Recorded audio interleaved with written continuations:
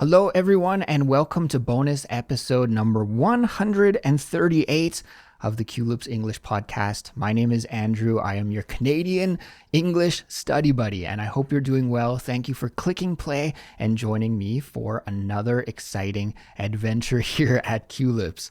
So if you're new to this series, let me quickly explain what it's all about. I just tell you some stories from my everyday life as a Canadian guy living abroad in Seoul, South Korea, and I hope by listening to these stories, you will be able to improve your English fluency and build your vocabulary, improve your knowledge of the culture of English-speaking people, and so much more. So if this sounds like something that you'd like to achieve, then I'm here to help you, and I think you will enjoy this series. Now, in today's episode, I'm going to tell you the thrilling conclusion to my hiking story. In the last bonus episode, I told you all about this chaotic morning that I had with my best friend. He came to Seoul to visit me here, and we went on a hike, and getting ready for that hike was an adventure in itself. But eventually, we did do the hike, and I'm going to tell you all about that adventure. Really, we had two adventures that day, the pre-hike adventure and the hike adventure. I'm going to tell you all about the hike adventure in this week's episode. To accompany this episode, there is a free, amazing, it's totally 100% free interactive transcript and vocabulary glossary. So some of the difficult vocabulary and idioms and expressions that you'll hear me use when I'm telling you my story, I'll break those down for you and explain them in the vocabulary glossary. So it's a great way to study and, know about some of the vocabulary that I think you should know as an English teacher. What do I think is important for English learners to know? I'm going to explain that in the vocabulary glossary. So definitely check out those resources, free for everyone, and the link to get them is in the description for this episode. But also, we have a special gift for our Culips members. If you're a Culips member, then we'll also give you a comprehension quiz, just as a way to say thanks to our members for their support. Guys, we love you. Thank you to all the Culips members out there who are improving their English with us and who are supporting the work that we do here at Culips. We really, really do appreciate it. Speaking of Culips membership, if you're curious about what the fuss is all about with Culips membership, then I would encourage you to check out our website, culips.com. Really, what we try to do with our members is just give them as many awesome learning tools and resources as we can to help them hit the next level with their English, to improve their fluency and to hit their goals with their English studies. So this includes things like helpful study guides for all of our episodes, interactive transcripts, our member-only series, the Fluency Files. We have ad-free audio. We have weekly speaking classes, actually multiple weekly speaking classes, and it's just an amazing set of tools and resources you get when you're a Culips member, and it's all for an affordable price. So if you'd like to sign up and hit the next level with your English with Culips and also support the work that we do here, then just check out our website, culips.com. You can sign up today and get started. All right, well, I think those are all of the announcements out of the way for now. I can't really think of any other things that I should tell you, any other urgent news. So why don't we get started with this week's story, everyone? My hiking adventure in the mountains of South Korea in a small town in Gangwon province called Taebaek with my best friend, Luke. What an amazing time it was. So let's get to that story now. Here we go. Enjoy. If you haven't heard the last bonus episode, then please go back and take a listen to it before you continue with this week's story, because this is really part 2 of 2, and you need to listen to the previous bonus episode to sort of know the background, but just a quick summary and recap of what I talked about in that last bonus episode. Essentially, my best friend Luke, he's been my buddy for over 30 years. He came and visited me here in Seoul, and he said he wanted to go on a hike. So I quickly planned this kind of spur of the moment hiking trip, and we went to a place called Taebaek, which is in Gangwon province here in South Korea. It's one of the, I think it actually is the highest city in South Korea and also the smallest city in South Korea. So it's way up in the mountains, and there's this beautiful mountain there called Taebaek Mountain. And the word for mountain in the Korean language is san. So maybe you'll hear me call it Taebaek-san sometimes, and that just means Taebaek Mountain. Okay, mini Korean lesson embedded in the English lesson here. So we had this like chaotic morning. I talk about it in the last bonus episode. We had to rush to the bus terminal to catch our bus to go to Taebaek from Seoul to Taebaek. It's about a 3-hour-ish bus ride, a little bit over 3 hours. And we got up early in the morning to grab the bus. We finally got on the bus. And when we were riding the bus to go to Taebaek, we both just passed out. Now, this bus to Taebaek, it makes 2 stops. The first stop is in some small village. Actually, I don't even know the name of it. It's a little bit outside of Taebaek, maybe about 20 or 25 minutes away. And when we stopped at that location, then most of the people on the bus, and the bus was sold out. It was a packed bus, full bus, probably 40, 45 people on the bus.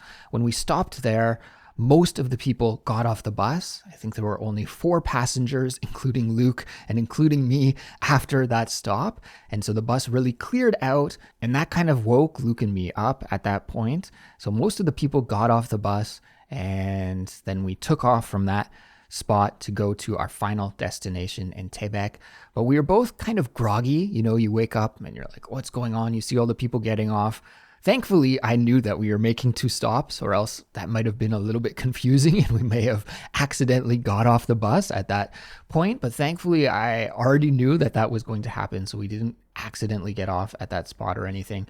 But we are a little bit groggy, and groggy means that feeling when you just wake up and you're not quite with it yet. You know, it's like your consciousness is like 30% online and still 70% offline. You're still sort of mostly sleeping. That's that groggy feeling. So we were both a little bit groggy. And as soon as the bus took off again, I think we both fell right back asleep. But our sleep was interrupted because suddenly there was this a phone ringing sound. And you know what a smartphone ring sounds like these days? I don't know if I can imitate it, and I can't really remember even what it was, but it was like a melody, a jingle, right? Something that's annoying, that's going to get your attention so that you can hear it. So shortly after the bus took off to go to the final destination of Taebaek, this phone jingle started going off, and the jingle was annoying, and nobody was answering the phone. It just kept ringing and ringing and ringing. And then suddenly we clued in, like, oh, it must have been somebody's phone that was on the bus, and they got off the bus and they forgot their phone.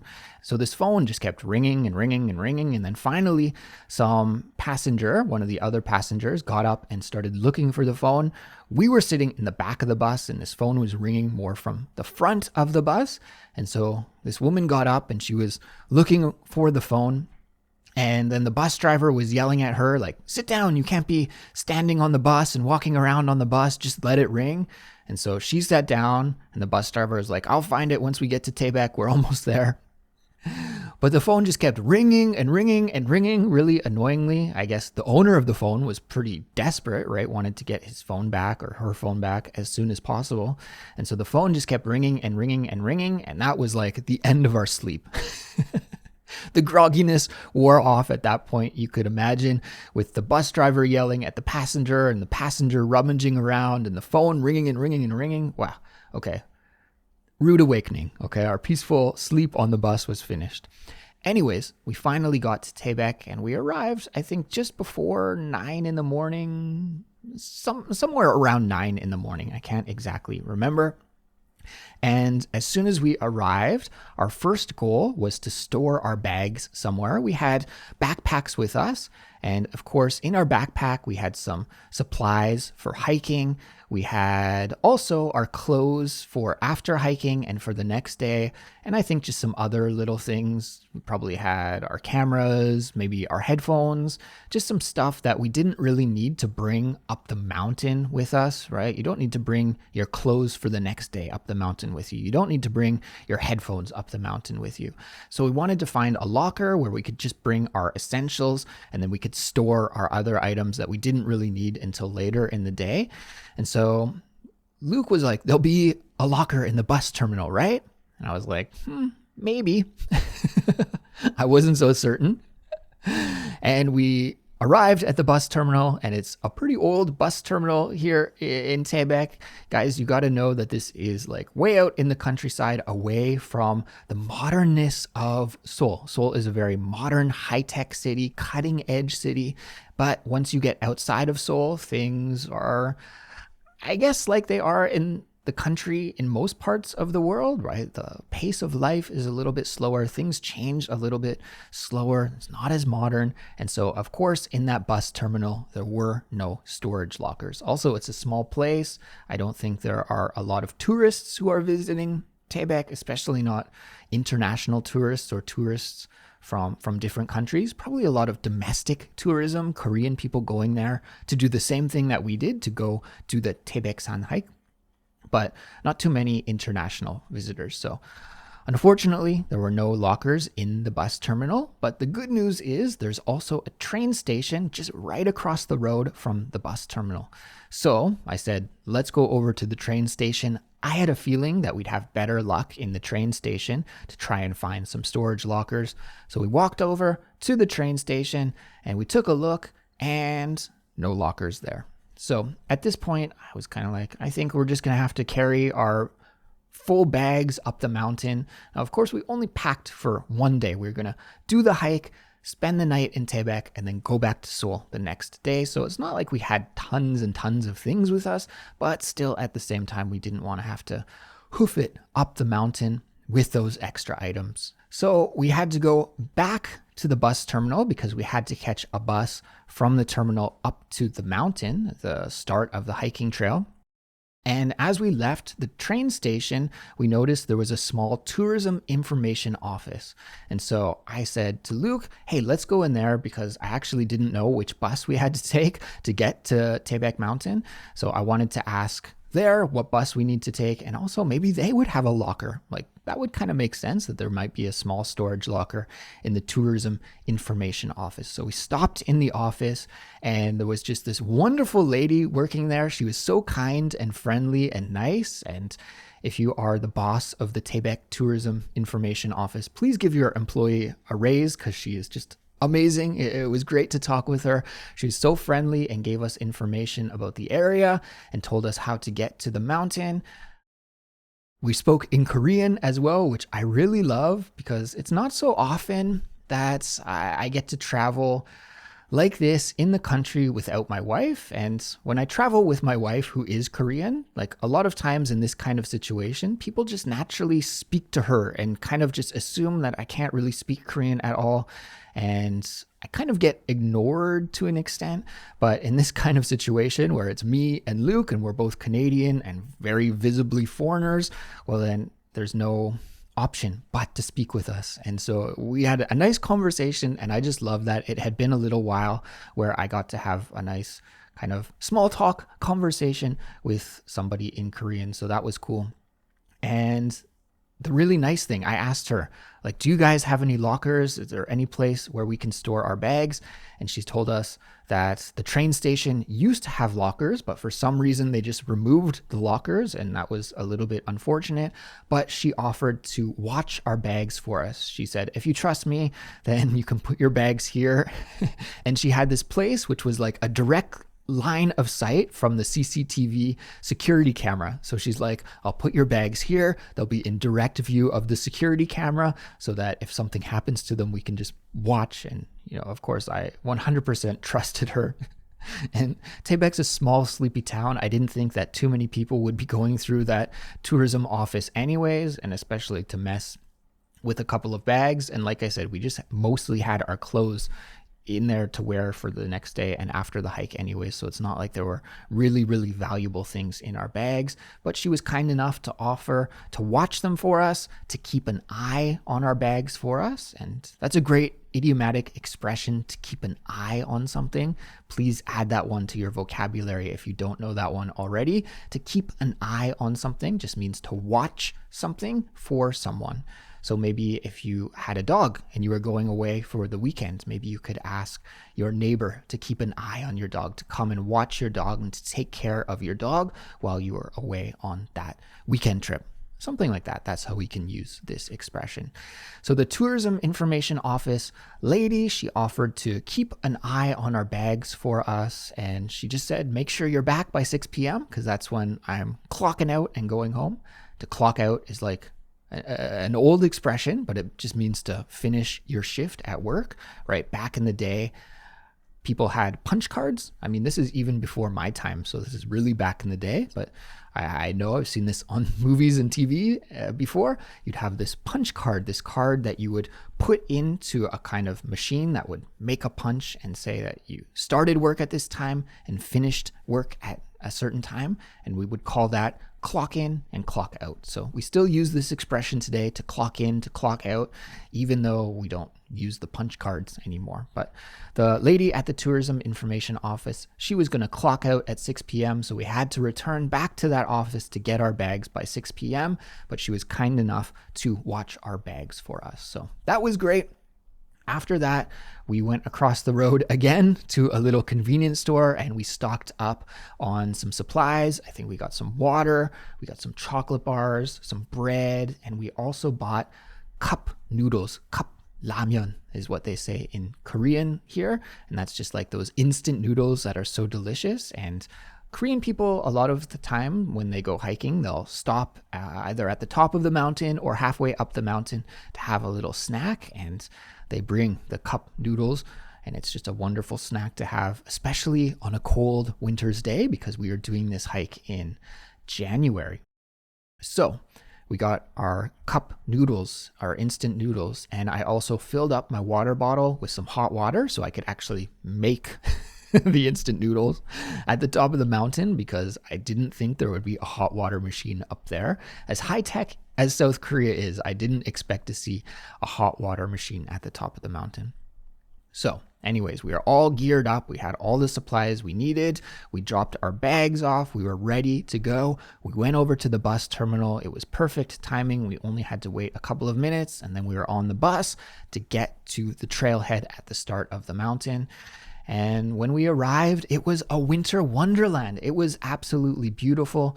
Taebaeksan is a national park, so it's a really well-developed, well-kept park, and the trails are really clean. It's a nice area up there, and blanketed by snow just makes it even more beautiful. It was just a really, really nice, scenic spot in the forest with deep snow everywhere covering the trees. Just gorgeous and quiet. I don't know if you've ever been outside in the forest in the snow, but it's a quietness like you can't find anywhere else. Just so peaceful, so quiet, and really, really amazing to be in that kind of environment.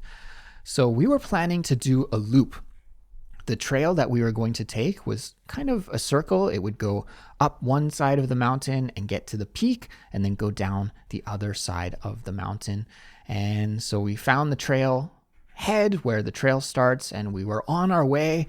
We had our crampons on our shoes, and these are kind of spikes that you attach to your shoes because the trail was quite snowy. It was totally covered in snow, and those are kind of necessary item for hiking in the snow. You won't get enough grip on your shoes otherwise. So we had some crampons that we put onto our hiking boots to allow us to walk up that snowy trail without slipping. And I think I told you in the last episode that I did end up falling over once. But I probably would have fallen over maybe 10 times if it weren't for the crampons. So we got our crampons on, we were off, and it was just a beautiful start of the hike.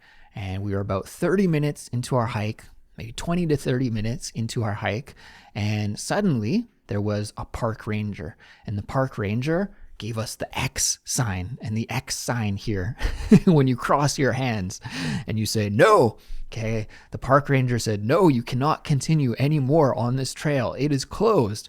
And he didn't really tell us the reason why. I could imagine that maybe there was an avalanche, or the trail was obstructed by a fallen tree. Maybe a tree had fallen over due to the weight of the heavy snow on the tree and maybe was blocking the trail. I don't know. He didn't tell us the reason, but he told us everybody's got to turn around. And we were hiking with some other people, just sort of, we all started at the same time. So it was me, and it was Luke and maybe 5 or 6 other Korean people there as well. And he told us all, nope, trail's closed. You can't do this trail. So we had to go back to our starting point. And yeah, this took like probably 50 minutes to an hour off of our hiking time, or added it to our hiking time, right? Because we had to walk up like 20, 25 minutes. And then we had to turn around and go back 20, 25 minutes. So yeah, I don't know, 40 minutes to an hour. I wasn't really timing it, but wasted time or added time. I don't want to say it was a waste because it was still a nice hike, but added time onto the total hike time. And so instead of doing that loop, what we had to do is just the path that we were supposed to come down, we just ended up going up that and then coming back down the same path. So we went back to the trailhead where the trail starts, and then we went up that trail. And thankfully, that trail was open and there were no closures, and we were able just to hike all the way to the top of the mountain. Probably took us an hour and a half to 2 hours. Like I said, I wasn't really timing it, but it wasn't an intense hike at all. I don't think it was too steep. There were a few difficult areas where we had to push a little bit harder, and it got our heart rates up, our hearts beating, and we were breathing a little bit heavier, but those sections didn't last very long, thankfully. So most of the trail was rather gradual, and gradual just means that it's going up at a rather slow, easy slope. Okay, it's not too steep, not too much going uphill, just nice and steady, slow and steady. We got to cross some bridges over some creeks, and it was just so scenic. If you're watching the YouTube video version of this episode, then I'll definitely include some pictures and videos so you can see what the beautiful scenery looks like. And I'll also put some pictures on our Instagram and our Discord community as well, so you guys can get a visual about what I'm talking about here, because my words can't do it justice. It was just so beautiful and so peaceful. Oh, and there's one funny story that I wanted to tell you about this hike, and that is when we were starting, Luke went to grab his gloves and he realized I don't have any gloves. So he was like, this kind of sucks. Like, it wasn't too cold out. It was around 0 to -1 Celsius-ish. So just around the freezing level. Not too cold, but at the same time, you know, you'd kind of like to have some gloves, right? In that kind of situation, just to keep your hands toasty and warm. So Luke had no gloves. He forgot them here at my house in Seoul. And so he was like, that sucks. I forgot my gloves. Guess I'll just have to put my hands in my pockets. Now, I brought a pair of mittens with me. I think I've told you this on Culips before, but I have kind of bad circulation, and in the winter, my hands get really cold, and because of that, I like to wear mittens. I find like mittens are the best for me. They keep my hands toasty and warm, so of course, I brought my mittens with me, but I also found a pair of gloves that I had accidentally just had in my pocket. It wasn't really an accident. I guess I had just worn them there before, and I put them in my pocket and I forgot about them. And so I had 2 pairs of gloves. I had my mittens that I was going to wear, plus I had this thin pair of fingerless gloves. They were fingerless gloves, and in fact, I think they were my wife's. Maybe, for whatever reason, I had these fingerless gloves. They had a thumb. The thumb was covered, but the fingers were cut open, right? So I guess this is nice if you need to use your fingers for something. It's hard to manipulate things, if you want to use your phone or something. I don't know, take your keys out and use them. These fingerless gloves, they're just sort of like maybe even for the autumn, right? They're not meant for cold weather in the winter at all. But because these fingerless gloves belong to my wife, they're kind of on the small side and they're super tight on me. I don't even know why I had them, but I can kind of fit into them. But Luke has bigger hands than me, and so I knew there's no way that he's going to be able to squeeze into these fingerless gloves. And so I was the nice guy and I said, hey, you can take my mitts. It's not too cold out. I'll just wear these gloves that I have in my pocket randomly from my wife. And he was like, oh, amazing. Crazy that you had 2 pairs of gloves. This is perfect. And we were off on our hike.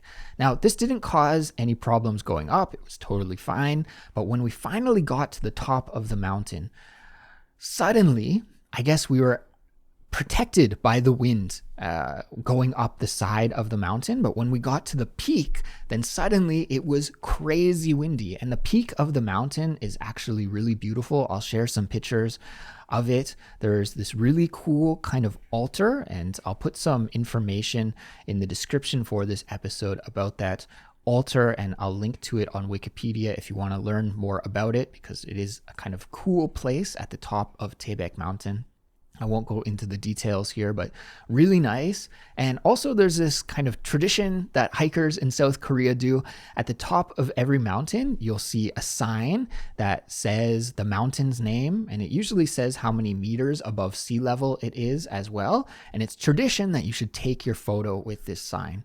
And so when we finally got to the top of the mountain, actually it was pretty peaceful walking up the top of the mountain. But when we got to the peak, then suddenly there were tons and tons of people. And the line for taking a photo with that Taebaeksan mountain sign was quite long. There was probably like 50 people waiting in line. So as we were waiting in line for that photo, to get our photo with the mountain sign, man, it was cold. The wind was whipping. It was blowing really quickly. Suddenly it went from just this chill, calm, peaceful, beautiful winter hike up the slope to the top of the mountain. And then suddenly it was like we were in Antarctica or something. The wind was just blowing and howling, and we were huddled up like penguins trying to stay warm together as we waited in line to get our photo with the Taebaek Mountain sign.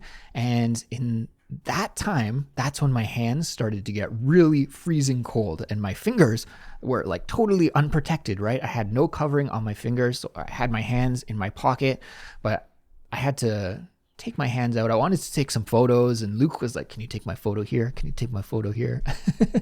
He's on vacation, right? He was visiting, so he wanted some kind of souvenir photos, right? So I had to take his photo a few times, and I was taking some video as well. And so my fingers were just like turning purple. They were getting really, really cold.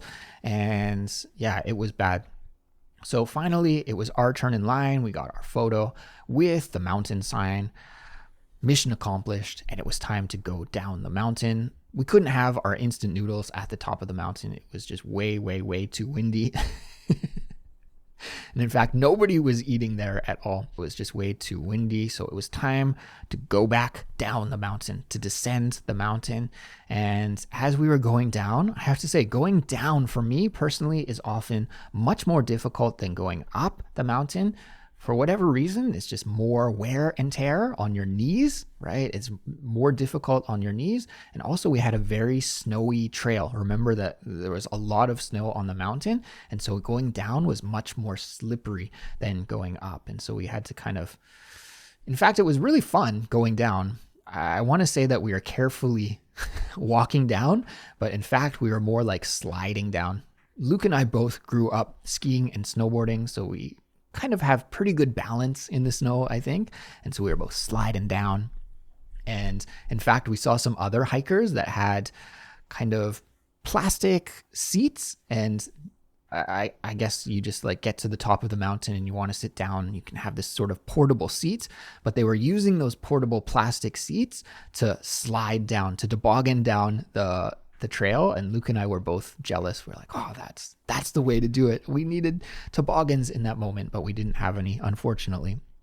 But we slid down, and eventually about halfway down the mountain, there was a Buddhist temple, and many hikers would stop at the temple and have a little break there, drink some water, eat some snacks, eat some instant noodles. And so that was what we were going to do too. We stopped at the temple, and really cool temple in the mountains. I'll put some pictures of the temple as well. I think I took some photos of it, so I'll share those with you as well.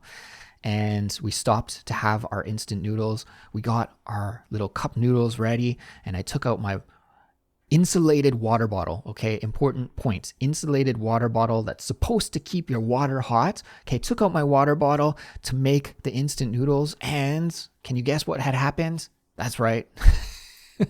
The water had cooled down. So that hot boiling water that was put into my water bottle not too long ago, just like a few hours before, had already cooled down. It was lukewarm, and so we couldn't actually make the instant noodles, which was upsetting. And actually, the Buddhist temple there, they were selling instant noodles and hot water, but it was kind of a ridiculous price, I thought. And I was like, I just can't justify paying that much for some instant noodles. So we had to skip the hot instant noodles. We drank some lukewarm water. We had some bread. I think we had a chocolate bar as well. We kind of powered up through some snacks and then continued on our way back down to the bottom of the mountain. And it took us maybe an hour and a half to get back down to the base of the mountain. And at this point, my hands were absolutely freezing from those stupid little fingerless gloves. So I asked Luke, how are your hands doing? And he said, oh, my hands are nice and toasty and warm. So I said, okay, give me your gloves. I'm freezing. I need to put those mittens on. In fact, he had a pair of mittens. I was like, I can't stand it. My hands and my fingers are just totally freezing. So we traded. He saved the day by giving me those mittens back.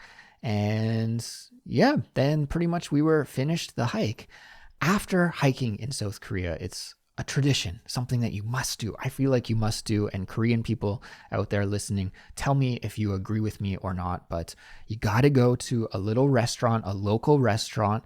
And most hiking trails, most of the popular ones anyways, will have some kind of restaurants built up around the start of a popular hiking trail. And Taebaek Mountain here was no exception. There were a lot of little restaurants right around the starting area of the hike and the finishing area of the hike.